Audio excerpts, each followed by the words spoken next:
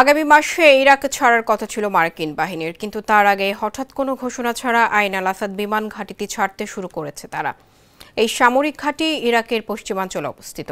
আইন আল আসাদ ছাড়াও victory base complex থেকেও মার্কিন সেনাদের সরিয়ে নেওয়া হচ্ছে। সূত্রের বরাতে মিডল ইস্ট মনিটর জানিয়েছে, মার্কিন সেনাদের এরবিল ঘাঁটিসহ অন্য বিকল্প স্থানে সরিয়ে নেওয়া হয়েছে। এরবিল কুর্দিস্তান অঞ্চলের রাজধানী।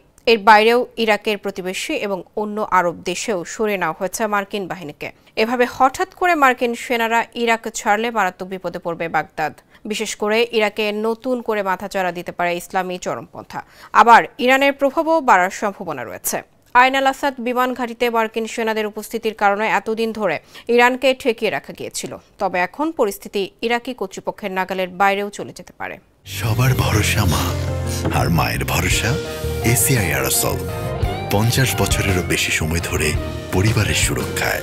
ACI Aerosol.